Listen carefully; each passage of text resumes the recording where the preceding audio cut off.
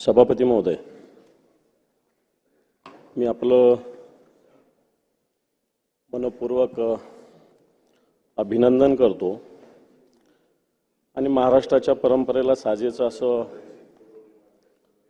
सभागृहाच्या सत्ताधारी आणि विरोधी पक्ष दोघांनीही एकमतानं आपल्याला सभापती होण्यासाठी एकमत केलं।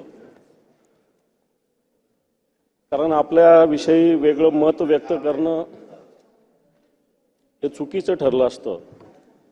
कारण आपला जो स्वभाव, आपली जी काम करण्याची पद्धती आहे, त्या हेतून निश्चित आम्ही सगळ्यांनीही, सगळ्या विरोधी पक्षाने सुद्धा तुमचं नाव ज्यावेळेस पुढे आलं त्यावेळेस एकमताने आपल्याला पाठिंबा देण्याचा निर्णय घेतला होता।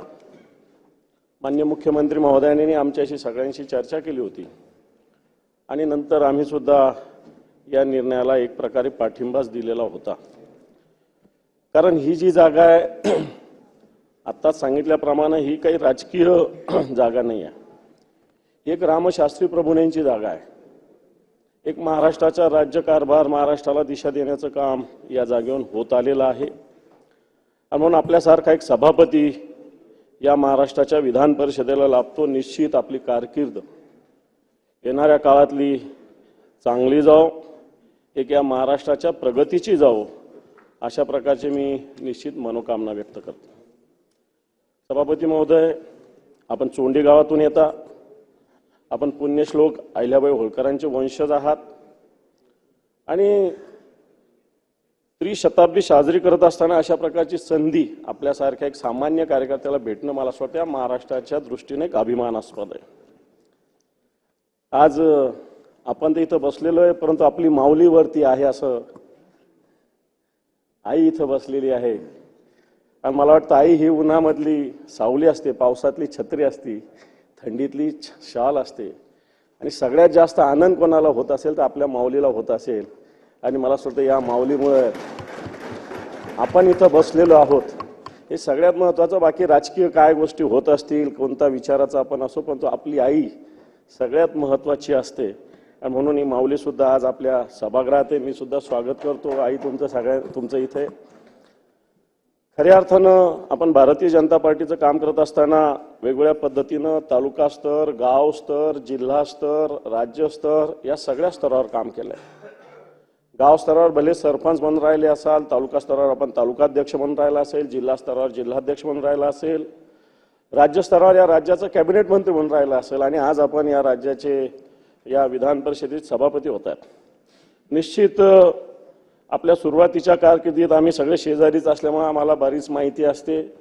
गोपीनाथजी मुंडे, पंकजाताई सातत्यानं संभाजीनगरच्या संपर्कात असतात आणि म्हणून त्यांचा विचार, त्यांची शक्ती, त्यांची ताकद सातत्यानं आपल्या मागे सातत्यानं उभी राहिली आणि आपण त्याच विचारानं सातत्यानं काम करत आलेला आहात। खऱ्या अर्थानं आपण सरपंचानंतर मार्केट कमिटीसाठी सुद्धा उभा होता, आपलं पॅनल उभं होतं, त्याच्यात आपल्याला अपयश आलं। अपयश काय आपल्याला नवीन नाही आहे, अपयश काय आपल्याला नवीन नाही। भले विधानसभेत आता अजितदादा बोलले असतील की अपयश काय नवीन नाही, मार्केट कमिटीला सुद्धा आपल्याला अपयश आलं होतं, परंतु अपयश एक चुनौती है, स्वीकार करो क्या कमी रह गई देखो सुधार करो और कुछ किए बिना ही जय जयकार नहीं होती, कोशिश करने वालों की हार नहीं होती, अशी एक कविता आहे। तसं आपण सातत्यानं काम करत आलेला आहात। भारतीय जनता पार्टीचं सातत्यानं महाराष्ट्राचं, राज्याचं, जिल्ह्याचं या सगळ्या कामाची जबाबदारी आपण सातत्यानं सांभाळत आलेला आहात। आपण मागच्या वेळेस असेल किंवा आताच्या वेळेस असेल, विधानसभेला भले पराभूत झाले, म्हणून अजितदादा म्हटल्यावर मला एक शेर आठवला सहज, मी सहज आता पहिला, मेरे शहर का चुनाव भी तेरे इश्क जैसा था, मेरे शहर का चुनाव भी तेरे इश्क जैसा था, हवा इधर की थी रुझान उधर का निकला। आणि हवा भले आपल्या बाजूची असेल, पण तो रुझान आपल्या बाजूचा निघाला नाही।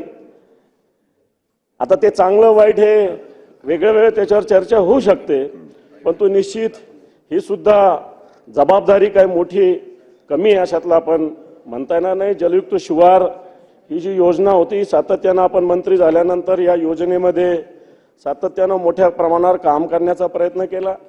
आपल्यावर जलयुक्त शिवाराची जबाबदारी आली।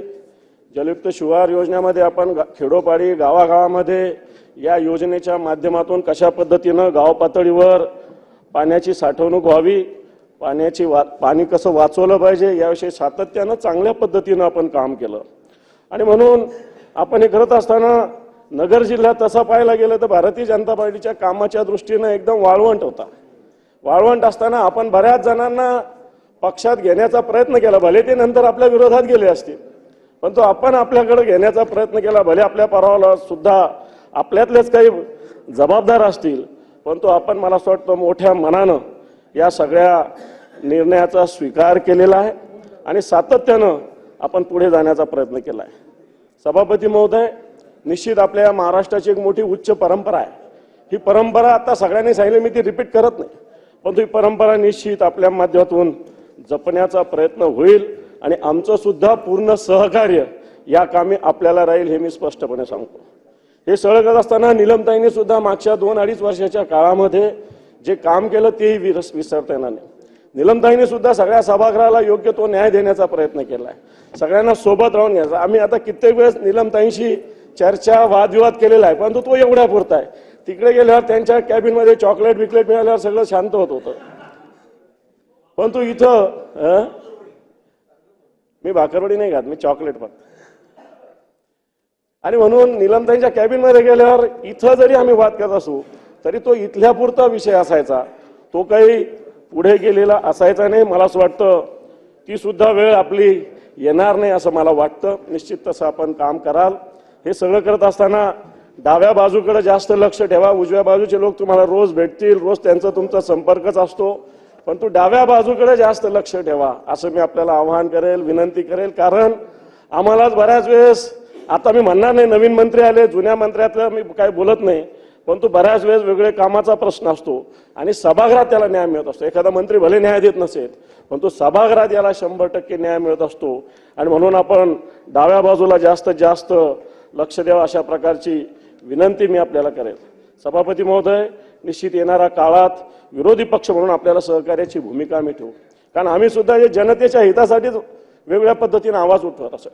ठीक आहे, एखादा नियम चुकत असेल, एखादा विषय चुकू शकतो, परंतु मला असं वाटतं आमची सुद्धा भूमिका या महाराष्ट्राच्या हिताची आहे आणि सगळ्यांची भूमिका महाराष्ट्राची हिताची असेल। विरोधी पक्षाला ती वेगळ्या पद्धतीनं मांडावं लागते, परंतु शेवटी आपल्याला सगळ्यांना मिळून साधायचं ते आपल्या महाराष्ट्राचं हित। मग या महाराष्ट्राचं हित साधण्यामध्ये आपण सुद्धा निश्चित पुढाकार घ्याल।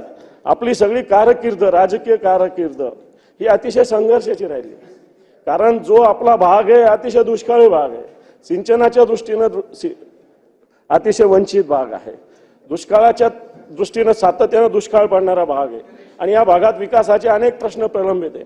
त्या भागात काम करणं, मोठे मोठे सत्ताधारी नगर जिल्ह्यामध्ये त्या काळात असताना त्या भागात काम करणं अतिशय जिकिरीच होतं, कारण नगर जिल्ह्यामध्ये मोठे मोठे सगळे साखर सम्राट असताना कर्जत जामखेड सारख्या भागामध्ये संघटनेचं काम करणं हे काम सोपं नव्हतं। त्या काळात आपण हे काम केलेलं आहे आणि म्हणून हे काम आपण करत असताना आणि निश्चित जो तिथं काम करतो मग त्याला महाराष्ट्रात कोणी थांबवू शकत नाही, हे तितकंच खरं आहे। म्हणून आपण कर्जत जामखेड सारख्या भागामध्ये एक भारतीय जनता पार्टीच्या माध्यमातून एक कार्यकर्त्यापासून, एक गावच्या सरपंचापासून या राज्याच्या सर्वोच्च अशा विधान परिषदेच्या सभापतीपर्यंत आपण येऊन पोहोचलेला आहे। आपला जो संघर्षाचा काळ आहे, खऱ्या अर्थानं मला वाटतं हा संघर्ष खऱ्या अर्थानं संघर्ष आपल्या 5वीलाच पुजलेला आहे। आपल्याकडे 5वी करत असतात, ही 5वीलाच आपल्याकडे संघर्ष पुजलेला आहे। अशा प्रकारचं आपलं कारकीर्द राहिली, परंतु येणाऱ्या काळामध्ये संघर्षाची भूमिका न घेता आपण सगळे मिळून सहकार्याची भूमिका आपल्या माध्यमातून घेऊ। मी आपल्याविषयी एकच शेर म्हणतो आणि माझं बोलणं थांबवतो। ये दिसंबर भी बीतेगा, ये दिसंबर भी बीतेगा पिछले साल की तरह, ये दिसंबर भी बीतेगा पिछले साल की तरह, इसे भी तुम्हारी तरह रुकने की आदत नहीं, रुकने की आदत नहीं। धन्यवाद। जय हिंद, जय महाराष्ट्र।